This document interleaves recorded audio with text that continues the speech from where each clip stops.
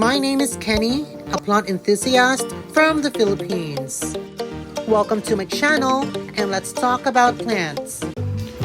Hello, good morning. So, nandito ako ngayon sa garden ko kasi nag-aayos ako dito sa part na ito. And while nag-aayos ako sa part na ito, meron ako nakitang bisita ko dito sa aking garden. And ayan po siya. Parang nag-rest po siya. Wait lang. Ayan po siya. Diyan. I-zoom ko yan.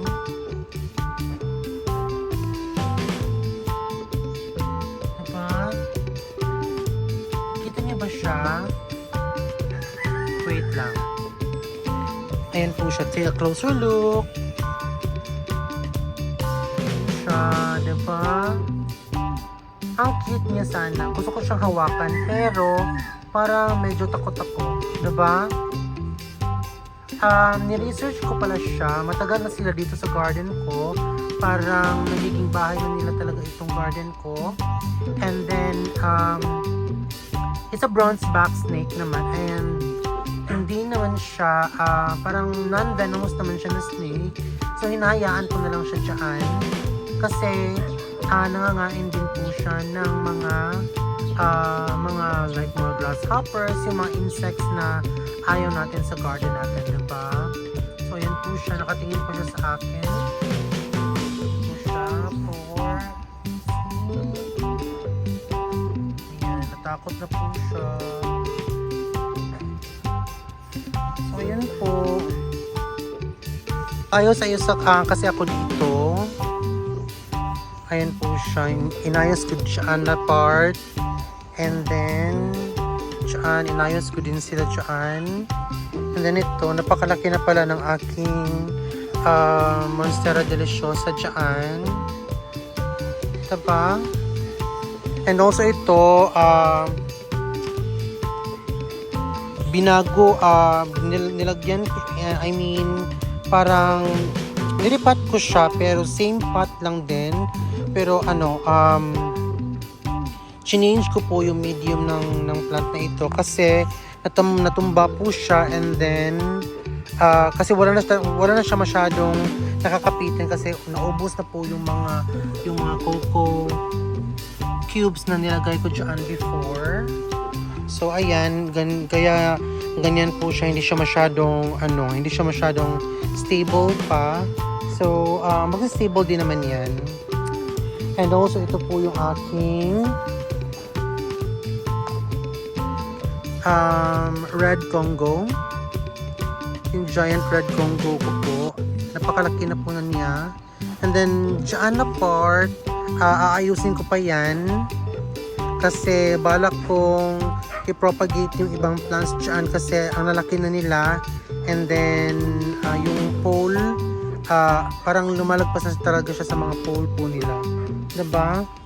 And dito ko nilagay yung aking Plomani eye and then yung aking Philodendron mame. Yung Plomani eye pala, pala siya, napaka-sensitive po niya. So, nilipat ko siya dyan and hopefully magiging okay na siya dyan. And ito siya. Meron akong ladder dito na ginagamit. Tingnan nyo aking mga Philodendron dito sa birds kapag nasa taas ako. Parang bird's eye view. Diba? Ang ganda nila. Yan po ang aking Melanoni eye na green. Ito po ang aking Wave of Love. And then, ang aking Gigantium Blizzard. Ayun pa, yung pinaka-mother plant ng Gigantium Blizzard nandoon.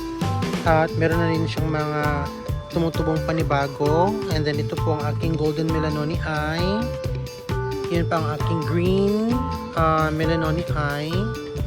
And then, yun po ang aking napakalaking Gigantium, Philodendron Gigantium. And then ito, ang aking Bilitiae. Napakalaki na nito. Yan po siya.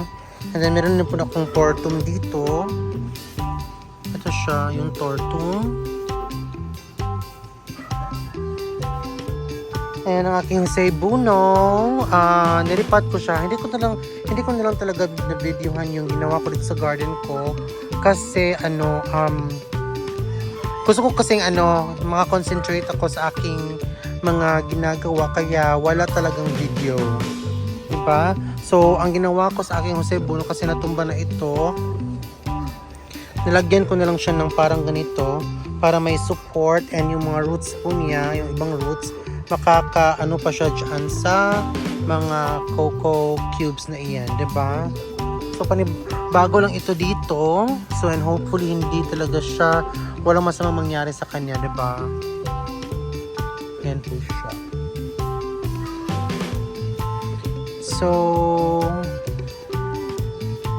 ayan na muna ang update dito sa aking sa part ng garden na sa part na ito ng garden ko.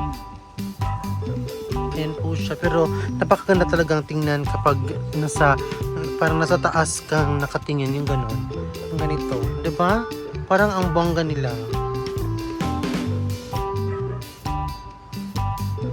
Love it. So yun lamang po. Have a nice day and please do not forget to click and subscribe for more videos. Have a nice day.